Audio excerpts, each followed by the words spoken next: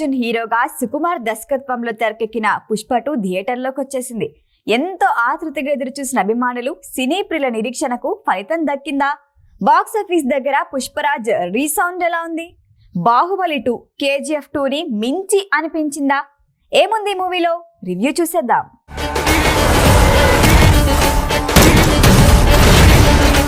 ఎర్రచందనం స్మగ్లింగ్ చేసే కూలీ స్థాయి నుంచి సిండికేట్ ని రూల్ చేసే స్థాయికి పుష్పరాజ్ ఎదుగుతాడు.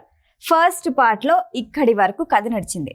పుష్ప 2 దానికి కంటిన్యూషన్ గా చిత్తూరు జిల్లాలో తన మాట కాదని ఎవ్వరూ ఏం చేయలేని రేంజ్ కి చేరుకుంటాడు పుష్ప. ఓసారి తన ఊరొచ్చిన సీఎం ని కలిసేందుకు వెళ్తూ ఉంటే ఫోటో దిగిరా అంటుంది శ్రీవల్లి. కానీ పుష్ప స్మగ్లర్ అని తెలిసి ఫోటో దిగేందుకు అంగీకరించాడు సీఎం. ఆ అవమానానికి ప్రతీకారంగా సిద్ధప్పను సీఎం చేయాలి అని ఫిక్స్ అవుతాడు. అక్కడి నుంచి కథ పరుగులు పెట్టింది. సిద్ధప్పను సీఎం చేసేందుకు ఏం చేశాడు? మరోవైపు తనకు జరిగిన అవమానానికి ప్రతీకారం తీర్చుకునే ప్రయత్నంలో ఉన్న బన్వర్ సింగ్ షెకావత్ ఏం చేశాడు? సెంట్రల్ మినిస్టర్గా నటించిన జగపతి బాబు, అతని తమ్ముడి కొడుకు తారక్ పొన్నప్పకి పుష్పకి సంబంధం ఏంటి? బ్రాండ్ కోసం ఏం చేశాడు? ఇంటి పేరు సంగతి ఏమైంది? వీటికి సమాధానమే పుష్ప 2. కథ సంగతి పక్కన పెట్టేస్తే మూవీ ఇన్ అండ్ అవుట్ ఊరమాస్ అంతే. పుష్పరాజ్ క్యారెక్టర్లో బన్నీ తాండవం ఆడేశాడు. పుష్ప అంటే పేరు కాదు, అదో బ్రాండ్. ఆ రేంజ్ నటన చూపించడం వల్లే పుష్ప ది రైస్ కి నేషనల్ అవార్డు వచ్చింది. ఇప్పుడు పుష్ప 2లో క్యారెక్టర్ కోసం ప్రాణం పెట్టేశాడు బన్నీ. జాతర ఎపిసోడ్ లో కుమ్మేశాడు. నిజంగా అమ్మవారు పూనిందా ఏంటి అన్నట్టు చూస్తున్న ప్రేక్షకులు కూడా పూనకం వచ్చేలా నటించాడు. ప్రీ క్లైమాక్స్ లో అల్లు అర్జున్ నటనకి హ్యాట్స్ ఆఫ్ అంతే. ఆడపిల్ల గురించి పుష్పరాజ్ చెప్పే మాటలు కంటతడి పెట్టిస్తాయి. తగ్గేదేలే అన్న డైలాగ్ కి తగ్గట్టు అల్లు అర్జున్ నటిస్తే డైరెక్టర్ కూడా ఎక్కడా తగ్గలేదు. పుష్పరాజ్ క్యారెక్టర్ ని ఎస్టాబ్లిష్ చేసేందుకు మూవీలో పెద్దగా టైం తీసుకోలేదు. ఫ్యాన్స్ ఏం ఆశిస్తారో అక్కడి నుంచే మూవీ మొదలెట్టేశాడు సుకుమార్. దర్శకుడా రచయిత రెండిట్లోనూ సుక్కు దేనికి ఎక్కువ న్యాయం చేశాడని చెప్పుకుంటే పోటాపోటీగా ఉంటుందేమో.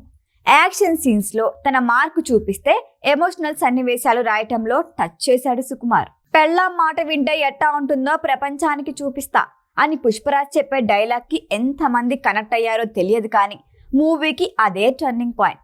భార్యాభర్త రిలేషన్ అద్భుతంగా చూపించాడు లెక్కల మాస్టర్.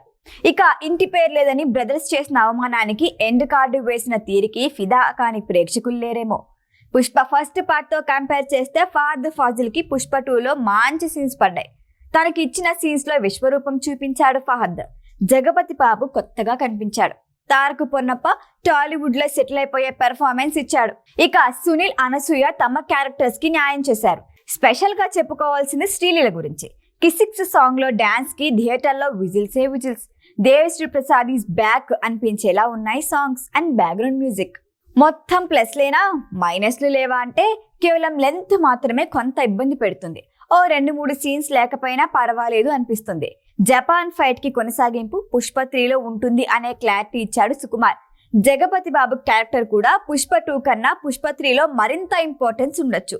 కథ లాజిక్లు పెద్దగా పట్టించుకోలేదు. హీరోయిజం ఓ రేంజ్ లో ప్రెజెంట్ చేశాడు సుకుమార్. ఓవరాల్ గా చెప్పాలంటే పుష్పరాజ్ మాస్ తాండవం థియేటర్లో చూస్తేనే కిక్కు. ఈ వీడియో కనుక మీకు నచ్చినట్టయితే లైక్ చేయండి, షేర్ చేయండి, సబ్స్క్రైబ్ చేయండి. అలాగే పక్కనే ఉన్న బెల్ ఐకాన్ని క్లిక్ చేయండి.